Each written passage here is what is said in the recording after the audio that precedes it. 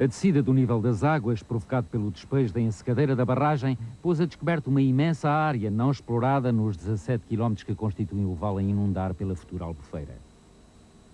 17 km de pedras em cada uma das margens do Coa, onde existem ainda muitas gravuras por descobrir. Elas ficarão irremediavelmente desconhecidas se chover nos próximos dias, o que provocará a subida imediata das águas. Por isso, e depois de trabalharem até às 4, 5, 6 da manhã, os arqueólogos ainda teimaram durante os últimos dias de outubro em longas expedições nas quase intransitáveis margens do Coa. Descobrir gravuras rupestres naqueles rochedos cobertos de lama é, a priori, um desafio perdido. Mas com a experiência acumulada durante anos de atenta observação das rochas, Martim Batista prescruta atentamente cada pedra, cada rochedo, com a paciência de Sherlock Holmes.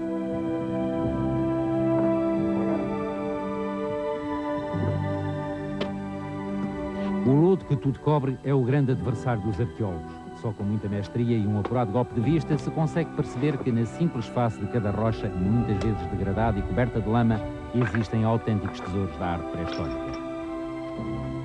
Por vezes basta descobrir um sinal estranho na rocha e imediatamente as figuras começam a surgir, como por encanto, revelando pequenos museus escondidos na mais agreste das paisagens.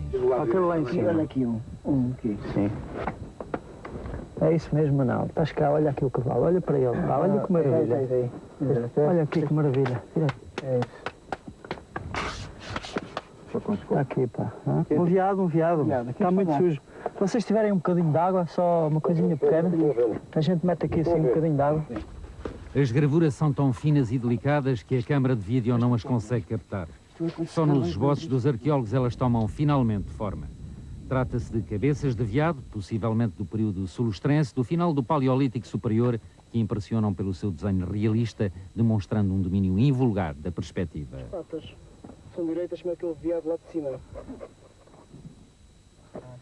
As capacidades artísticas dos mestres desenhadores da Idade da Pedra Lascada são um dos mais enigmáticos fenómenos revelados pelo Santuário do Coa. Pá, que bonito veste, Manuel. Toma. Olha esta, que gira, olha aqui a cabeça dela. Sim. Olha aqui os cornos, que lindo, pá. Isto é muito bonito, pá. Que cornos magníficos. Olha aqui em cima. Está cá acima.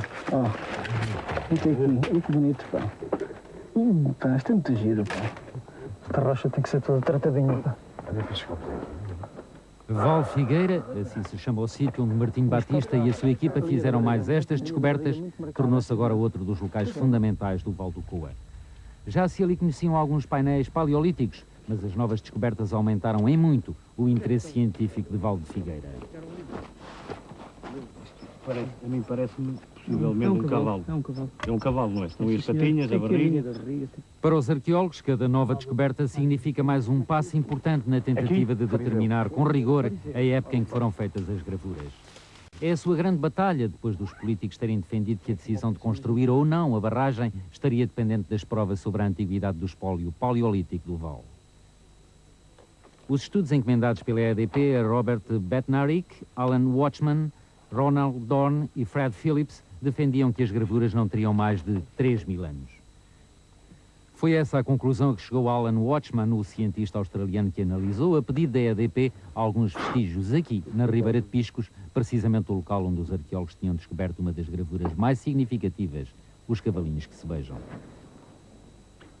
Uma obra única que, segundo os arqueólogos, pertence ao grupo das mais antigas gravuras do Coa, o período solutrense do Paleolítico. Teriam sido feitas mais ou menos há 20.000 anos. Os cavalinhos de Piscos foram analisados através de micropartículas depositadas nos traços e o Watchman concluiu que as rochas estiveram sempre soterradas e que só há 4.500 anos ficaram pela primeira vez expostas à superfície. Portanto, os cavalinhos e o painel da Penascosa não teriam mais de 1.700 anos, no máximo. Uma tese que é recusada pelos arqueólogos e também levanta dúvidas a alguns geólogos portugueses.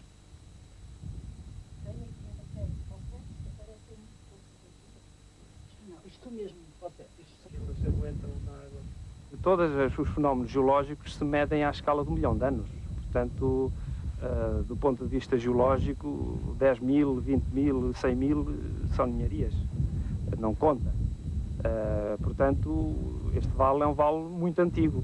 Pode ser jovem do ponto de vista geológico e mesmo assim ter vários milhões de anos de idade. Portanto, foi não necessariamente na forma que tem hoje, as encostas evoluem, nós olhamos para elas e vemos que os blocos caem, que o solo se forma, que tudo isso vai evoluindo de um ano para o outro. Provavelmente, se vier de cá daqui a 2 ou 3 anos, encontrará que uns tantos blocos já não estão no sítio.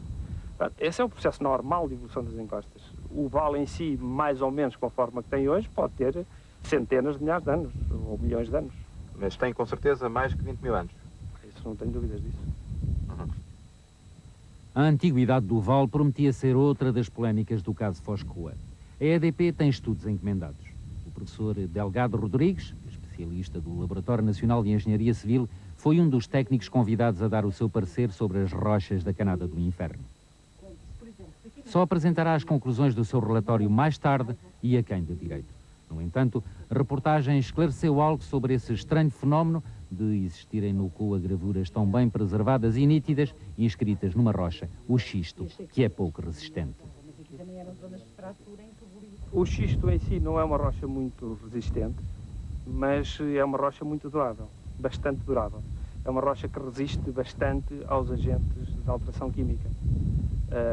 Basta olhar para essas encostas e ver que os solos são fraquíssimos. Portanto, é um sintoma de que as rochas não se degradam com muita facilidade. Se as gravuras têm 20 mil anos ou não têm, não me compete dizer, não sou... Mas seria possível que elas tivessem 20 mil anos e estivessem tão bem conservadas assim? Eu não excluo que elas possam ter, de facto, 20 mil anos.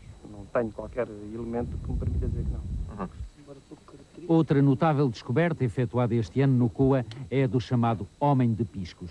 Os arqueólogos admitem que é talvez a primeira representação paleolítica de uma figura humana. Esta mesma figura, que Martim Batista considera uma das mais importantes do Vale do Coa, teria sido feita, segundo o perito australiano Alan Watchman, com um instrumento de aço devido à uniformidade do traço. É impossível, portanto, datá-la do Paleolítico, mas Martim Batista não tem dúvidas de que a figura é da Idade da Pedra. Que ao lado de nós acabamos de ver o Homem do Coa, que alguém disse que foi feito com uma faca de aço, não é? Há 100 anos. Se o paralisarmos com as gravuras de homens paleolíticos conhecidas em todo o mundo, e que neste momento pouco mais de 100 são, esta é uma das melhores que existe no mundo. Até parece mal nós portugueses termos agora aqui uma das figuras mais notáveis da arte paleolítica, um retrato autêntico de um homem paleolítico, e estarmos a minimizá-lo dessa maneira. É um perfeito idiotice dizer isso. Ele foi feito com um buril de sílex, muito certamente. Apesar da polémica, a colaboração entre a EDP e os arqueólogos tem sido quase exemplar, a ponto dos seus ordenados serem pagos pela empresa pública de eletricidade. O facto de ter sido despejada a ensecadeira da barragem, com um alegado custo de cerca de 100 mil contos, permitiu aos arqueólogos descobrir mais do dobro das gravuras anteriormente conhecidas. As divergências entre os arqueólogos e a EDP são assim demonstrativas, sobretudo, da grande complexidade e da delicadeza do que está em jogo no Vale do Coa. Por um lado, a preservação do maior complexo de arte rupestre do país. Pelo outro, a construção da segunda maior barragem de Portugal, apresentada como essencial, quer para o aproveitamento hidroelétrico da Cascata do Douro, quer para o armazenamento estratégico de água em Portugal. A EDP sempre considerou a barragem do Coa como a melhor para os interesses nacionais. Ela melhoraria a capacidade produtiva das restantes 5 barragens que possui a jusante no leito nacional do Rio Douro. No caso do Governo decidir não construir a barragem, torna-se essencial saber quanto custaram ao erário público as obras até agora realizadas e quantificar também os custos do seu abandono, ou seja, quanto terão a EDP e o Estado português de pagar em indemnizações aos vários empreiteiros que adjudicaram as obras da barragem. O ritmo dos trabalhos de construção da barragem diminuiu a partir do dia 4 de maio, como resultante da polémica pública que, entretanto, se gerou tanto no plano nacional como internacional. A reportagem procurou, durante 2 semanas, saber quais os custos exatos das obras já realizadas em Foscoa e o dos compromissos assumidos pela administração daquela empresa pública, sempre sem sucesso. Estes milhões de contos, no entanto, sairão diretamente do bolso dos contribuintes portugueses, qualquer que seja a decisão política tomada. Apesar da redução do ritmo de construção, as obras da barragem prosseguem no Vale do Coa. Numa visita de trabalho em que o chefe de estaleiro tinha ordens para apenas deixar filmar, mas sem prestar declarações, verifica-se que todos os trabalhos prévios à construção do muro da barragem já estão praticamente concluídos. Isto significa que as escavações estão finalizadas e as vertentes do Coa, numa extensão de 500 metros, estão prontas para sobre elas se construir o paredão da barragem. Mas as vertentes xistosas do Vale do Coa continuam a ser diariamente abaladas por explosões. A galeria subterrânea de tomada de água e o local da futura central continuam a ser abertos a fogo.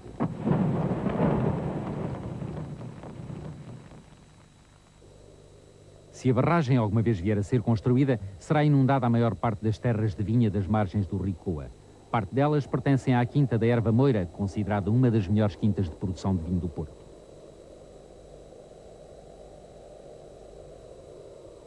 Em frente, situa-se a Penascosa, que todos os fins de semana é inundada de turistas.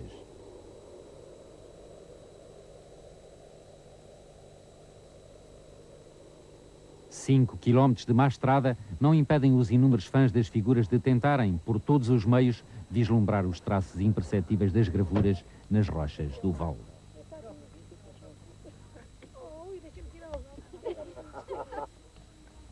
Nem que seja através da vedação encimada por arame farpado e protegida 24 horas por dia por um guarda de uma empresa de segurança com ordens para proibir todas as visitas não autorizadas pela EDP e pelo IPAR. Os turistas que não querem regressar desapontados só podem, portanto, atravessar o leito do rio. Na outra margem, na Quinta da Barca, também há gravuras, mas não há gradeamentos e só aí os visitantes podem satisfazer a sua curiosidade. A febre das descobertas também contagiou alguns dos habitantes da região. É para a outra margem do rio que vai Adriano Ferreira.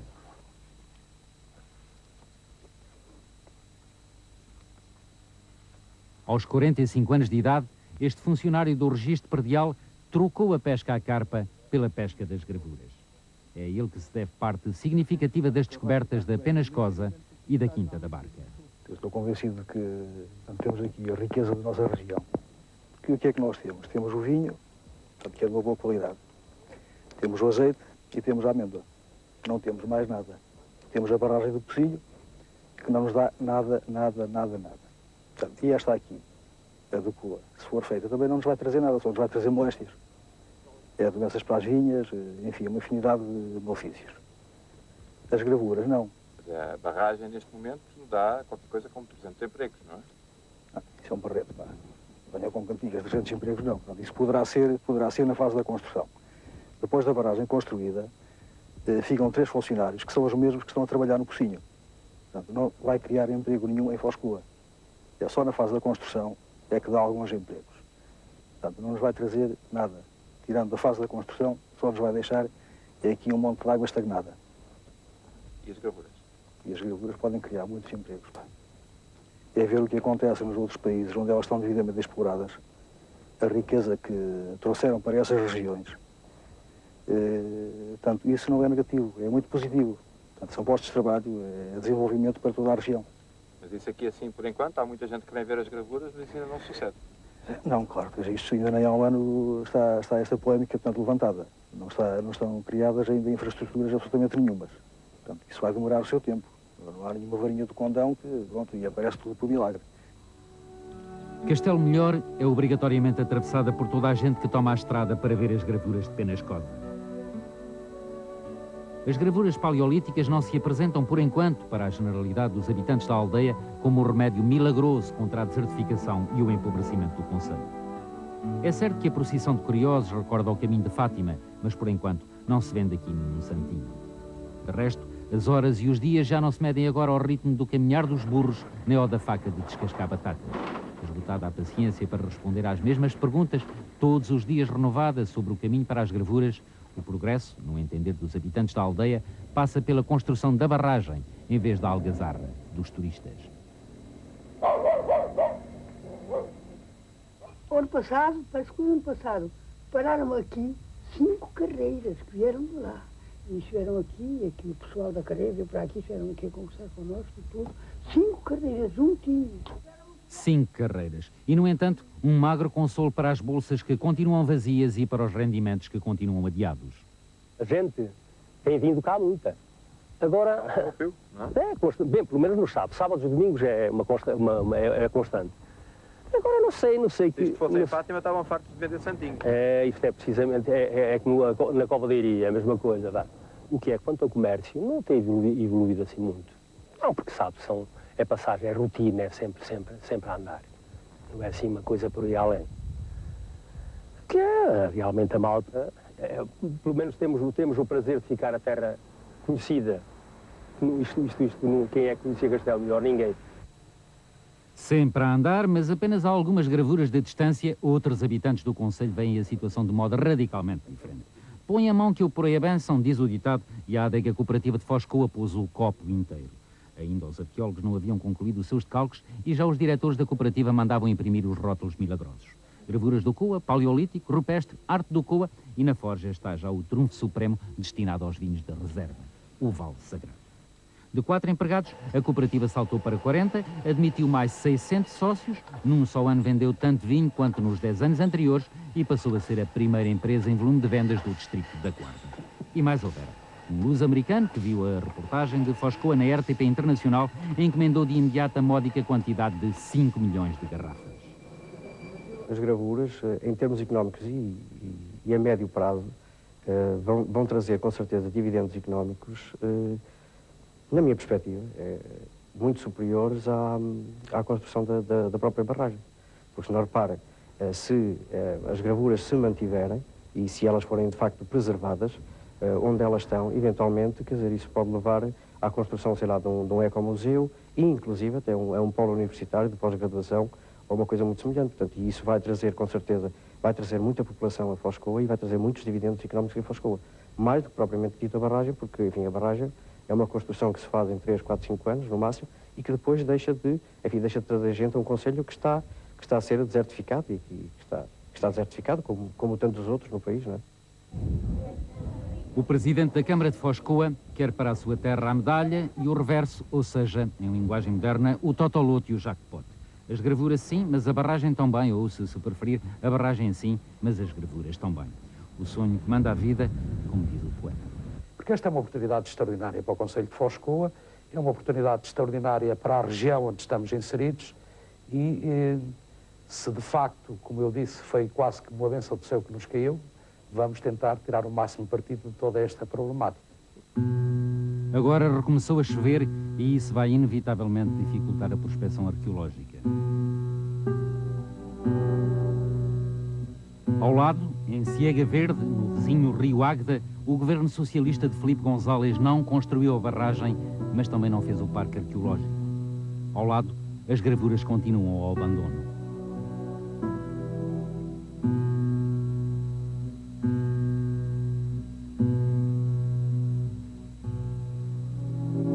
Para nós arqueólogos, achamos que não há dúvida que não há escolha possível, mas não é só isso que está em causa, porque está a ver, nós temos uma estrutura montada que está a fazer estudos, que está a trabalhar, que é suportada em grande parte pela EDP.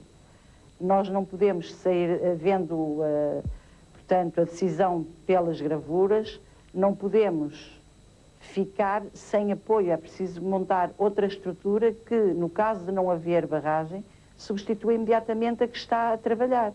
Porque julgo que se disserem não há barragem, se não houver uma estrutura que suporte imediatamente todo o conjunto de pessoas que está a trabalhar, a estudar no Vale, poderá ser a desgraça do Vale.